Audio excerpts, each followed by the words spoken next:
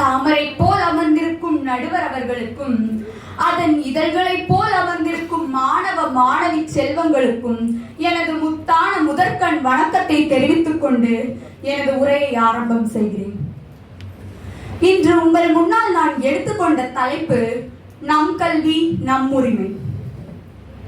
கல்வி உரிமை அல்லது கல்வி பயில்வதற்கான உரிமை என்பது படிப்பறிவின்மை, இளைஞர்கள் அவர் தம் மனித உரிமையையும் அடிப்படை சுதந்திரங்களை மதிப்பதற்கும் கல்வி கற்பதில் பாகுபாட்டை ஒழிப்பதற்குமான முயற்சிகளை ஐக்கிய நாடுகள் மற்றும் ஐக்கிய நாடுகள் கல்வி அறிவியல் பண்பாட்டு கழகமும் ஒன்றிணைந்தும் ஒத்துழைத்தும் மேற்கொண்டு வருகிறது.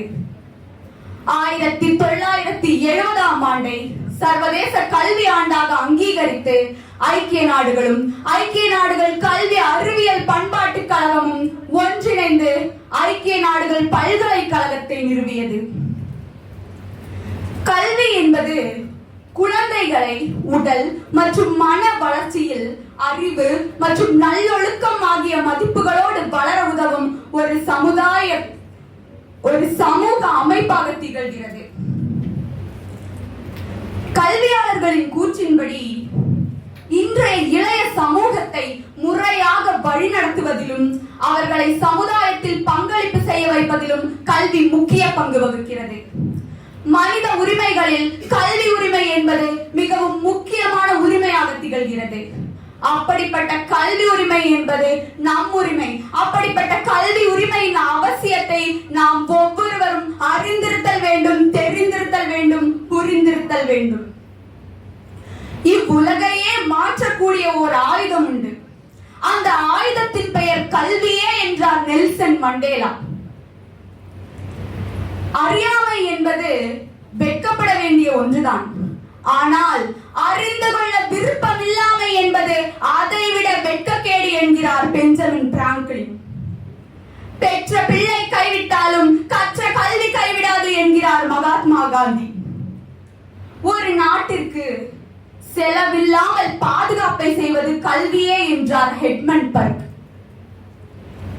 ஹெட்மன் பர்க் ஏன் அப்படி சொன்னார் என்று தெரியுமா? ஏனென்றால் கத்திகளால் ஜெயித்த யுத்தங்களை விட புத்தியினால் யுக்தியினால் ஜெயித்த யுத்தங்கள் அதிகம். அவ்வளவு சிறந்தது கல்வி.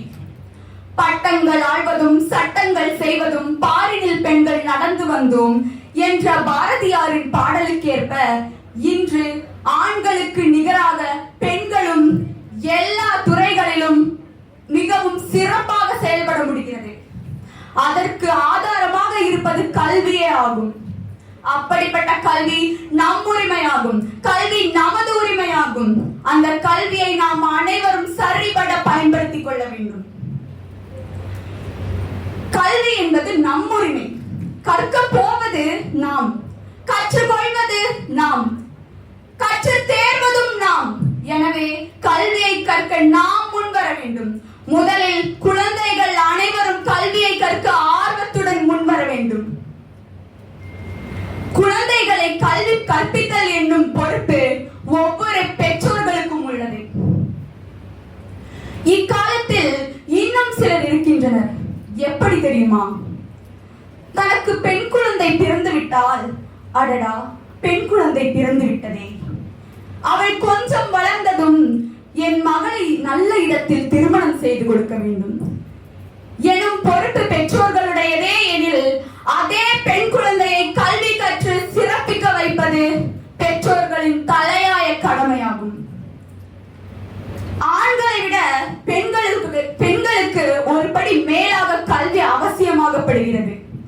ஏனென்றால் ஒரு சில இடங்களில் பெண்களை தாழ்வாக பார்க்கும் இவ்வுலகிற்கு பெண்கள் அனைத்து துறைகளிலும் கற்று தேர்ந்து அத்தாழ்வு பார்வையை உடைத்தெறிய வேண்டும். ஞானத்தில் வருவது அறிவருவி, கல்லில் எழுவது கலையருவி, சொல்லில் வருவது சுவையருவி, கம்பர் பொழிந்தது தமிழருவி என என்னை பேசவிட்டு அமைதி காத்து ஒத்துழைத்த அத்தனை பேருக்கும் சிரம் தாழ்ந்து வணங்குவதே நல்ல பழக்கம். அதுவே எனது வழக்கம். தமிழே என்றும் எனது முழக்கம் என்று எனது உரையை முடித்துக் கொள்கிறேன். நன்றி, வணக்கம்.